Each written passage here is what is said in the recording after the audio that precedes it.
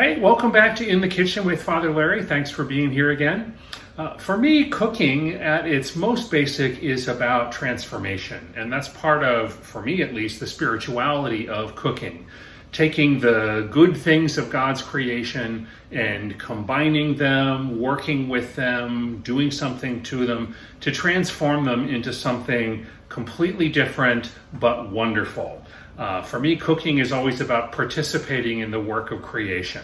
We take all these amazing things that God has given us, the bounty of the earth, and we add a little bit of human ingenuity and a little bit of labor, and we get something transformed and something that nourishes us, body and spirit. So today, since it's kind of a gloomy, rainy day here, I thought I'm kind of in the mood for something that's a little bit of a treat, but something that also exemplifies the core transformation that happens when we cook something. And that's why today we're gonna make caramel.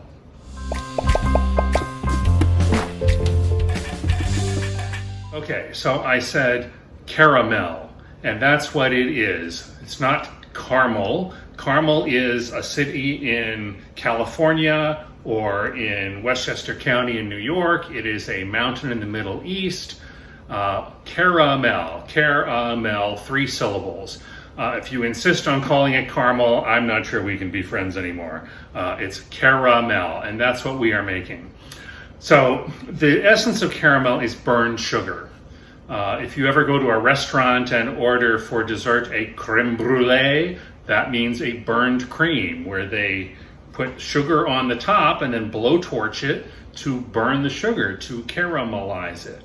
The essence of that caramelization is what food scientists call a Maillard reaction, where the very basic compounds that are part of whatever it is you're cooking, through the application of intense heat, combine and change and release a whole host of other complicated substances that give flavor and that make it something have a kind of a richness to it that you don't get with just the raw ingredients. It's the difference basically between if you take a really nice piece of chicken and you grill it on a grill over a fire and it takes on all those cool flavors, as opposed to that same piece of chicken that if you put in a pot of water and boiled it. They would both be cooked, but the one that was on the grill is going to be so much better because of that Maillard reaction and because it adds all these additional flavor elements. Now, caramel takes 3 very basic ingredients, sometimes only 2, and applies heat to generate that kind of transformation. The core is basically sugar, white sugar, sucrose, and you heat it, and in the process of heating it, it breaks down, it changes color, and then you add things to it to get the kind of consistency that you want. So for our caramel today, we're starting with a cup of white sugar, a little bit under a 1/4 cup of water, and then once that starts to transform and starts to caramelize, we're going to add butter and heavy cream, and that will give it that sort of creamy, buttery, caramelly flavor that everybody loves. Okay, I have a medium saucepan, which I'm putting over on high heat. And in goes 1 cup of sugar and about 1/4 cup of water. Some people will do this process without the cup of water, but I find that it helps to kind of even out the mixture. It doesn't come off as crumbly. You get fewer sugar crystals in it at the end. The water basically all boils off anyway. So we are going to give that some time to get up to heat and to start melting the sugar crystals, and then it's going to start to boil. Now you'll notice that what I'm working with here is a silicone spatula. When you are working with hot boiling sugar like this, you have to use either a silicone spatula or a wooden spoon. Do not use a metal utensil because this gets super hot, and you do not want to get burned while you are working with this. Working with hot sugar is always a little bit dangerous because it is so easy to get burned with it, but I think we have to be willing to risk if we're going to get something wonderful like caramel out of this. Okay, it is just starting to bubble around the edges.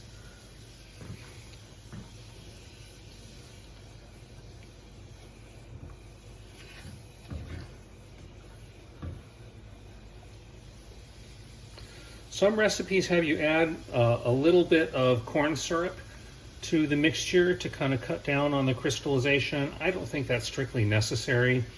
If you buy a bottle of caramel, like for ice cream topping or something like that at the grocery store, what you're going to find is that it is mostly corn syrup or corn sugar.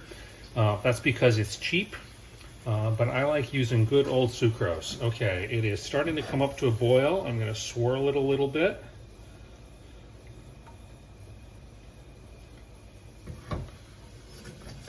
All right.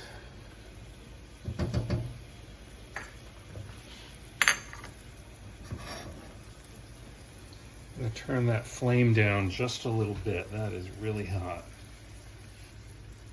One important part of the Maillard reaction that we want, or the cooking or caramelization that happens, is not just the sugar itself, but when we put in the butter and the heavy cream, those are actually going to caramelize as well. That sugar, once it starts to boil and once it starts to turn color, is going to be hot enough that as soon as we put in the butter and the cream, those are going to cook as well. All of those milk solids, all of the lactose and the other sugars that are in the cream, those are all going to cook as well and contribute to the complexity and the flavor that we want.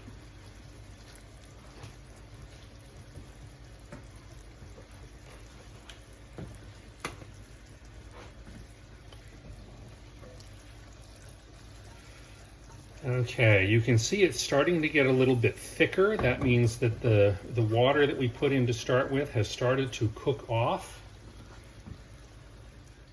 Okay, we're just starting to see a little bit of change in color in the sugar on the stove.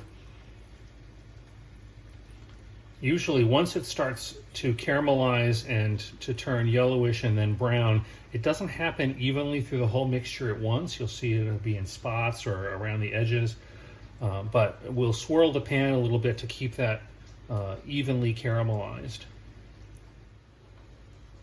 Now you've probably noticed already that there is no candy thermometer anywhere near this pan. For other kinds of confectionery work or working with hot sugars and things like that, temperature can be super critical, and you have to be very careful to make sure that your hot sugar gets to exactly the right temperature. But when you're making caramel, it's basically a visual process. When it turns the right color, you know it's done. So you don't, strictly speaking, need to have a thermometer to make this work.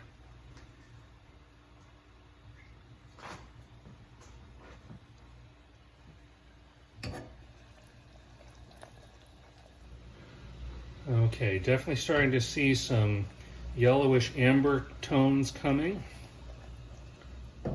Oh yeah, and now I can smell the caramel too.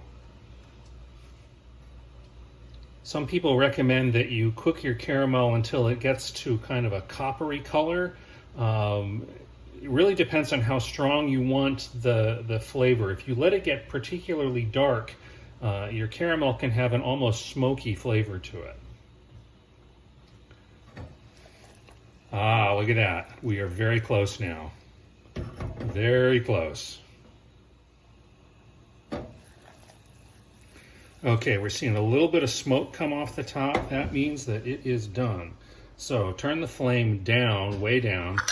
And this is the point where you have to be careful, because when you start adding these other ingredients, it's going to bubble up pretty violently. And that's actually what we want it to do. All right, in goes the butter.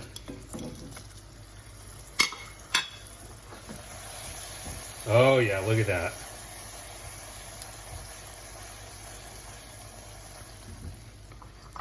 And then in goes the cream.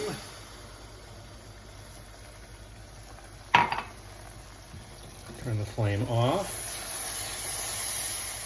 Oh yeah, that's what I'm talking about.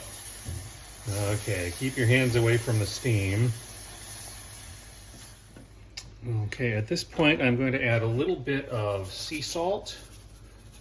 Caramel needs to have some salt in it. You don't have to make Add a little bit of salt. Caramel needs some salt. You don't have to make really salty caramel. Some people like that. That's kind of in fashion right now. But it needs to have at least a little bit of salt just to balance the flavors. Okay, now I'm going to take that off the heat, and it needs to cool. Okay, the caramel has cooled enough to sample. I'll give you a look here. You can see when I kind of pull my finger through it, it's nice and thick.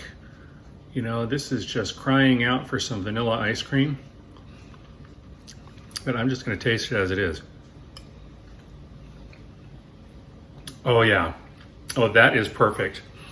That is exactly the kind of buttery, smoky, complex flavor that you want from caramel.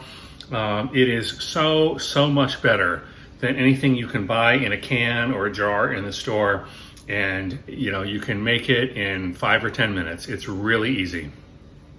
Okay, that's going to need to cool down a lot before we're able to do anything with it. And as it cools, it's definitely going to thicken.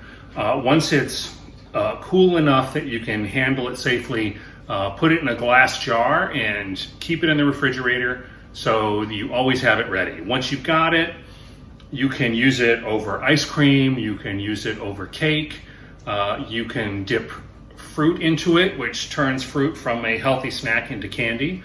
That's not necessarily a bad thing as long as you're not doing it every day.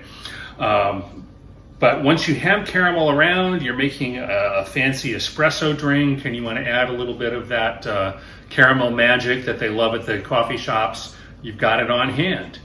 I'm not saying that you should always have a jar of homemade caramel in the refrigerator, but I'm also not saying it. I always like to keep some around. Okay, now the next bit of caramel that we're going to try is a completely different method of bringing about that caramel magic. And that is, we're going to make some dulce de leche.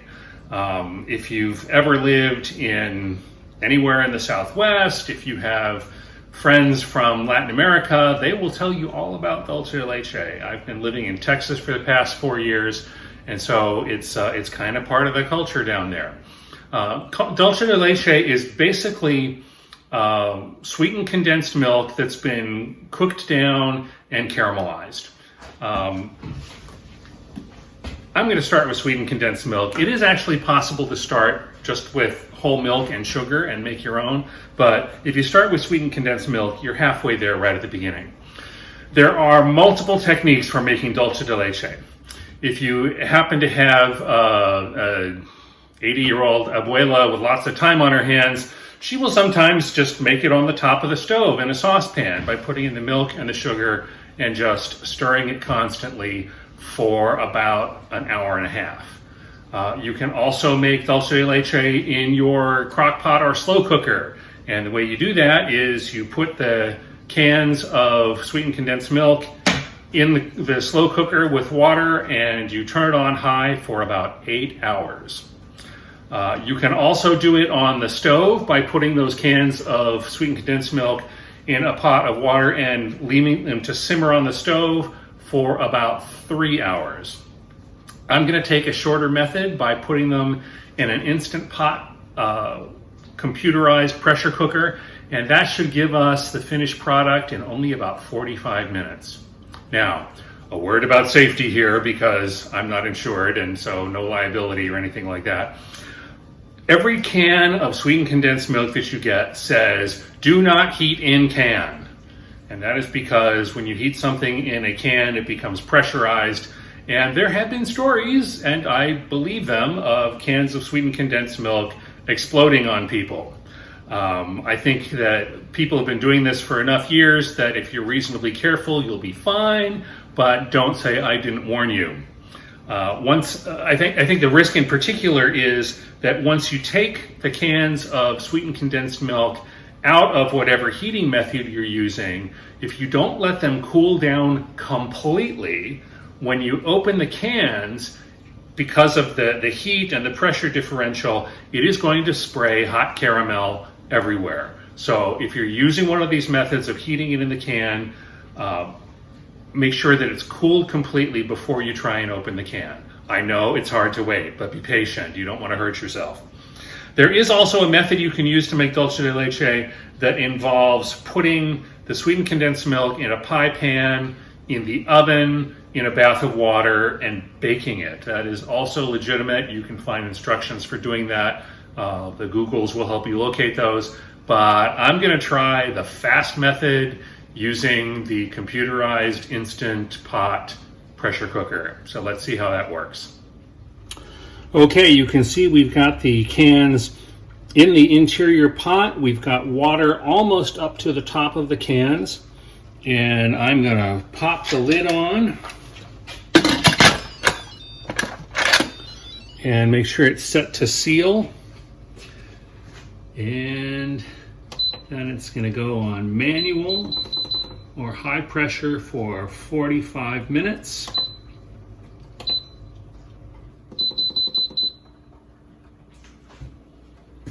And we'll be back in about an hour and a half to leave it time to warm up and then to cool down. And we'll see what we get. Okay, it's time for the moment of truth. We've had 35 minutes in our pressure cooker, so let's take the lid off and see what we've got. Oh yeah, look at that.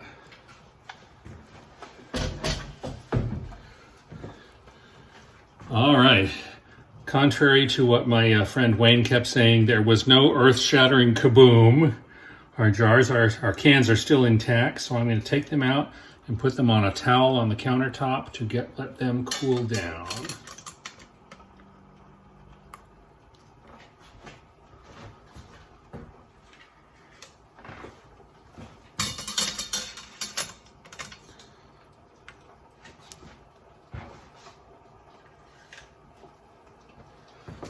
Okay, I'm going to let those cool completely before I try and open them. Okay, so our cans of dulce de leche have come out of the Instant Pot pressure cooker. There was no earth-shattering kaboom. They look fine. So now it is time to open them up and see what we've got. Now, we let these cool for about almost 2 hours and finally broke down and put them in an ice water bath to make sure they were really cool. Because otherwise, if you open a hot can, it can kind of spray everywhere. So here we go. Let's open this guy up. Oh, looks good.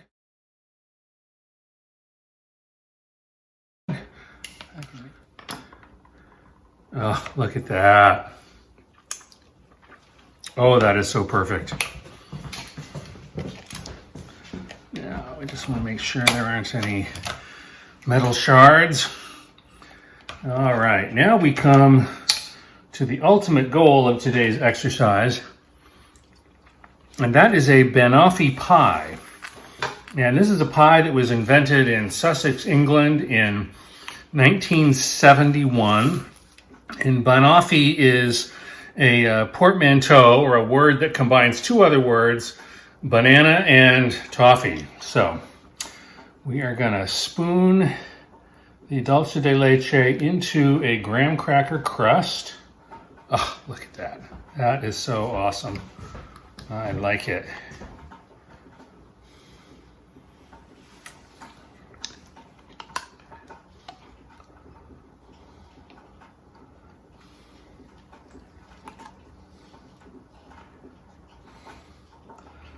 Oh yeah, that's what I'm talking about. That is beautiful. Okay. I'm going to sort of gently spread that around, trying not to break the cookie crust. Now, I have a second can of dulce de leche that I made today, but you know what? This is so sweet that it really, really does not need to have a huge, thick layer of the dulce de leche.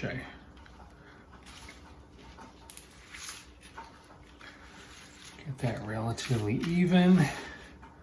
Oh, I am so gonna lick that later. Wonderful. Okay.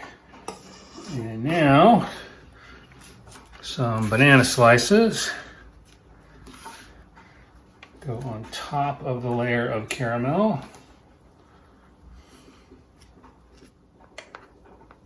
That looks good. Okay. Now, I've already whipped some cream. There is not a lot of extra sugar in here because the rest of the pie is so sweet. It kind of doesn't need actually, the whipped cream is actually to cut the sweetness. So I have actually added some instant coffee crystals to the whipped cream because that's traditional for a banoffee pie. And we're gonna layer that around like that.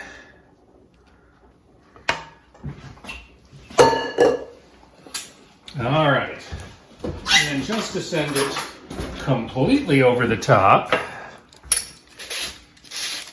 earlier today, you may recall, I made some fresh caramel. So that is just going to get kind of drizzled over the top.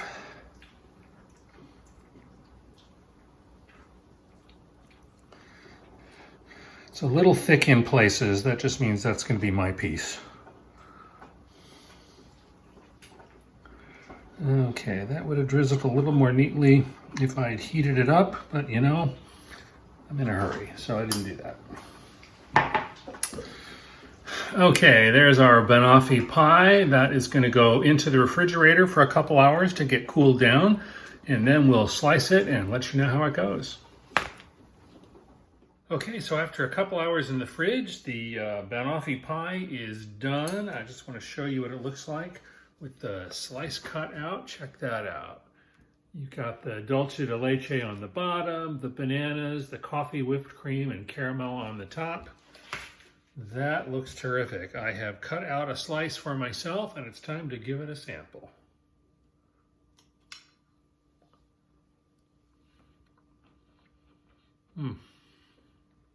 Oh yeah. Yeah, that is definitely worth spending a rainy Saturday in the kitchen. Thank you for joining me for today's episode of In the Kitchen with Father Larry. Today we have made some homemade caramel and some dulce de leche caramel, which we've made into a banoffee pie. I hope you can try these recipes at home. If you get a chance, you're watching on YouTube, go ahead and click the subscribe button down there. That'll tell you when new episodes are coming up. Thanks so much for joining me. God bless, and we'll see you in the kitchen soon.